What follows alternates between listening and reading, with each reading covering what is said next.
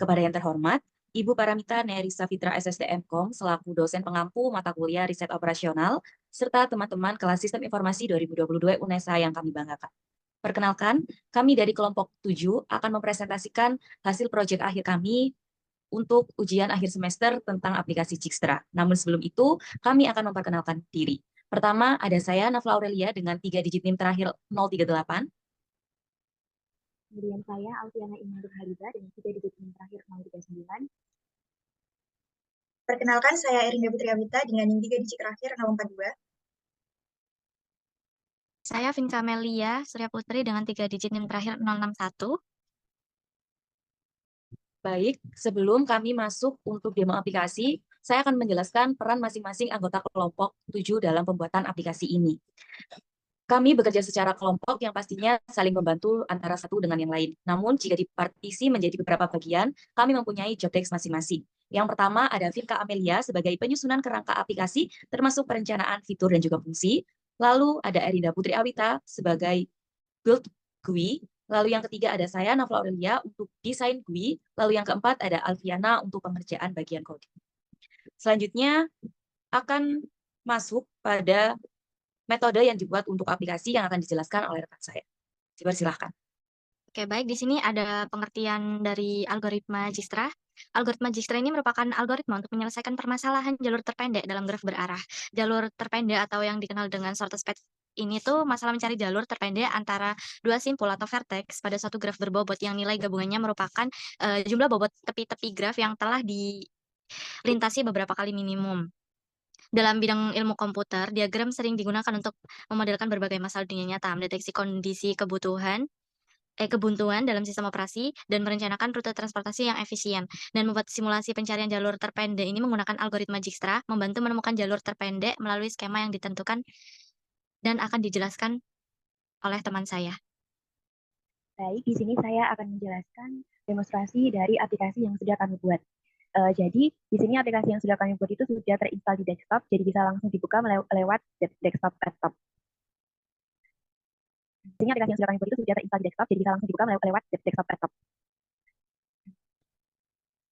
Seperti ini tampilannya.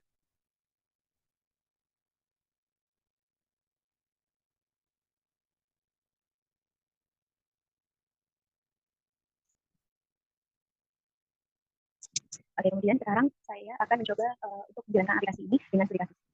Di sini sudah ada contoh graf simpel atau sederhana. Jika kita ingin menginputkan node dengan jarak, nah kita bisa langsung tulisan di sini, misalkan node A ke node B dengan jarak 3. Kemudian klik tombol tambah graf. Oke, setelah itu data dari graf yang sudah kita tambahkan akan tampil di tabel di bawah ini. Kemudian kita coba lagi seluruh graf.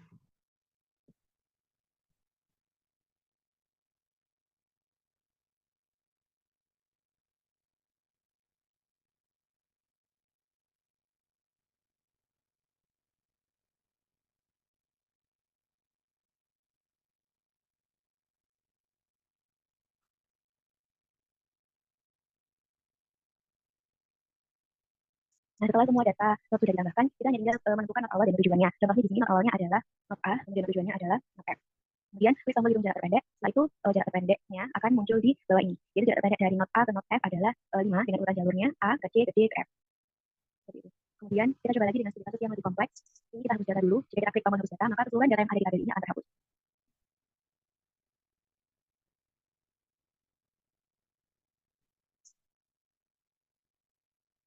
Di sini bisa dilihat studi kasus dengan graf yang lebih kompleks. Kita coba inputkan node satu-satu. Jadi bisa dilihat studi kasus dengan graf yang lebih kompleks. Kita coba inputkan satu-satu.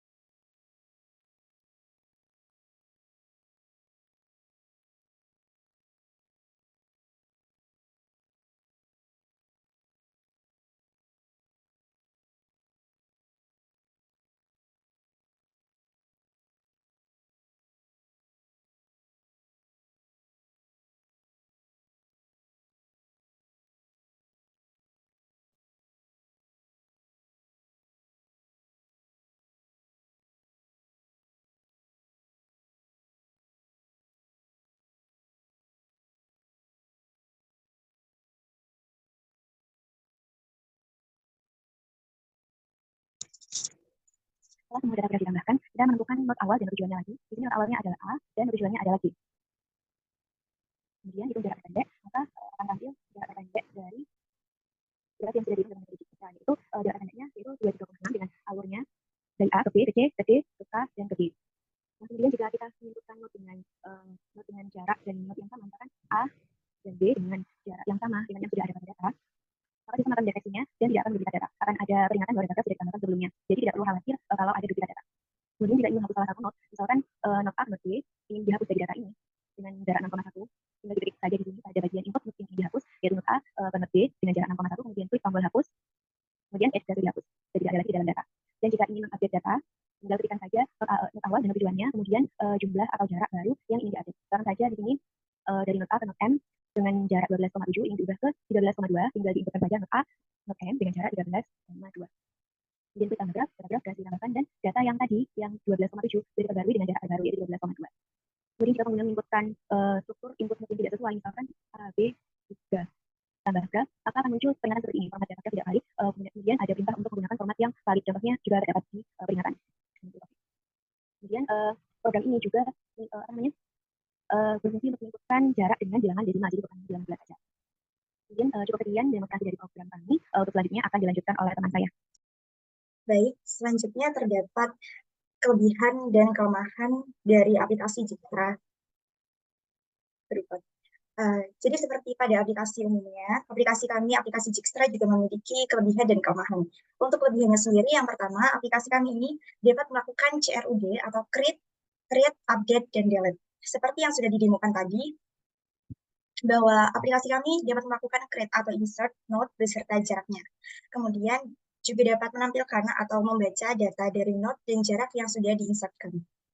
Aplikasi kami juga dapat mengupdate data yang sudah diinsertkan dengan data baru, seperti contoh dari yang sudah didemokan tadi.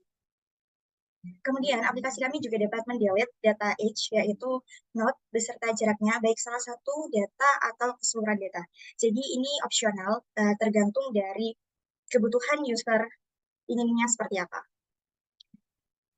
Selain itu, aplikasi ini juga memiliki keunggulan, yaitu sudah terinstal di desktop. Jadi, aplikasi kami sudah mempunyai bukti nyata bahwa tidak hanya sekedar di suatu program saja, tetapi aplikasi kami ini sudah ada bentuk wujudnya. Selain itu, hasil perhitungan jarak terpendek dengan Dijkstra nanti akan menampilkan urutan jalur terpendek dan juga total jarak. Aplikasi kami tidak hanya dapat menginputkan jarak dengan bilangan bulat saja, tetapi juga dapat menggunakan desimal. Selain itu, meskipun banyak kelebihan dari aplikasi Dijkstra ini, aplikasi kami juga memiliki kelemahan, yaitu tidak bisa menginputkan age dengan not dan jarak yang sama apabila sebelumnya sudah dihapus. Seperti yang sudah didemokan tadi, jadi semisal kami mempunyai age atau menginput age A, B, kemudian 2, terus age AB2 itu sudah dihapus. Setelah itu kami mau menginputkan age yang sama tadi, yaitu AB2, maka itu tidak bisa. Nah, seiring berjalannya waktu, kami akan memperbaiki kelemahan tersebut untuk aplikasi kami ini. Sekian, saya kembalikan ke moderator Nafla Aurelia. Baik, terima kasih. Itu tadi hasil proyek akhir untuk ujian akhir semester tentang riset operasional dari kelompok 7. Kami sadar bahwa aplikasi kami masih terdapat kekurangan, namun seperti yang dikatakan oleh rekan saya, aplikasi ini akan berkembang seiring berjalannya waktu. Sekian dari kami. Apabila terdapat kekurangan, kami mohon maaf. Kami ucapkan terima kasih. Sekian. Assalamualaikum warahmatullahi wabarakatuh.